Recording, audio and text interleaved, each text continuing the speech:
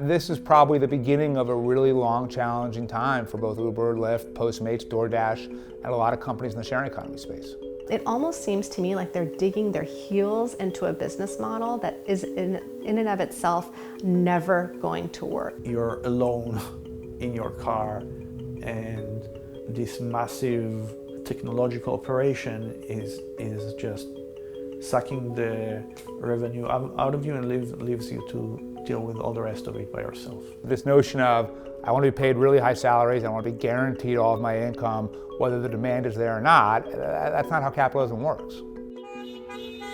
The gig economy, the sharing economy, the future of work, whatever you call it, contract work may be changing for both the workers and the tech companies that rely on it.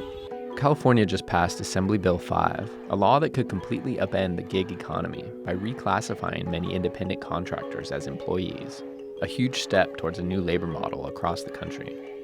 Hundreds of thousands of contract workers in California are set to become employees, threatening the business models of ride-hailing companies like Uber and Lyft and a host of other companies. Bina Dubal is a labor law professor at the University of California, Hastings, who has studied the taxi industry and the gig economy for over a decade. In the first years of the gig economy, things were okay, but over the last 5 years, they've lowered income for drivers. These companies unilaterally set prices, and they unilaterally drop prices, and they unilaterally decide that drivers are going to make even less of the fare than they were before. Under the new law, drivers could be entitled to benefits like a minimum hourly wage and workers' compensation.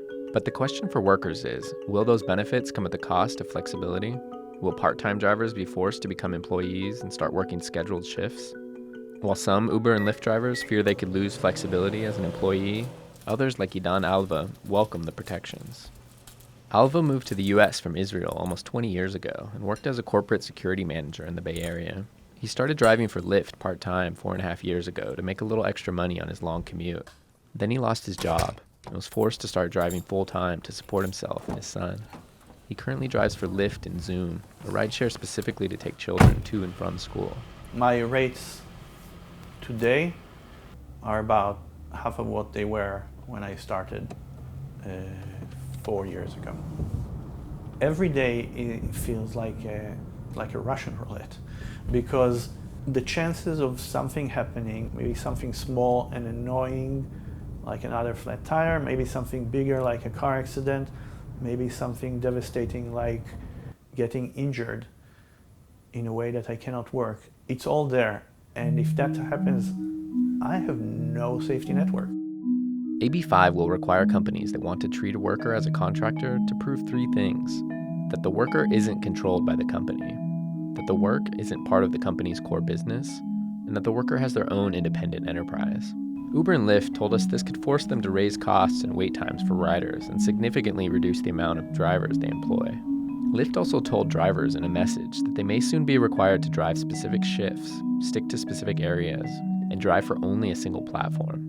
Uber said it plans a legal challenge, arguing that drivers are not part of their core business. Bradley Tusk was an early investor and consultant for Uber who helped the company successfully oppose minimum pay and other ride-hailing rules in New York. When I was investing and working with Uber back in the early days, it was envisioned as something that people would do in their spare time to make a few extra bucks, not as their full-time living. There are a subset of drivers in some really big cities where it very much is their full-time job, and so it's problematic, it's expensive. It's problematic because fundamentally the business wasn't designed for that. The two companies say they have more than 500,000 combined drivers in California, and that the majority of them drive less than 20 hours a week. They say that drivers take home more than 70% of fares, but economists have estimated Uber and Lyft drivers earn on average between $9 and $16 an hour, after accounting for gas, maintenance, and other expenses the contractors are responsible for. Many part-time drivers fear AB 5 could make it worse, and by forcing them to drive scheduled shifts, it would wipe out the flexibility they need. Alva recently started organizing Lyft and Uber drivers and has been active at demonstrations in support of AB 5. He often talks to drivers while waiting for rides in the parking lots at the airport. Okay, currently in the San Francisco airport, there are 216 drivers who are just waiting in their car for a ride. All these drivers are waiting here Nobody is waiting, is paying them for their time. They will wait until they will get a ride from the airport. Sometimes it can take 15 minutes, sometimes it can take 30, an hour or more.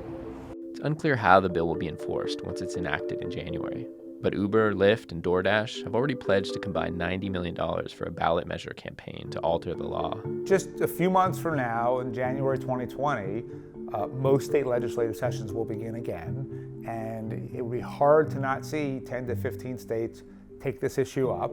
So it's a domino effect, and one thing Uber and Lyft and the others really need to do is try to overturn the California legislation as quickly as possible. The reason that it's so incredibly important is because if we hadn't put the brakes on this business model, what is to have prevented all other service work from going down this road? When you look at the broader picture, any industry can be put on an app. And the question is that a real reason for people to not have workers' rights?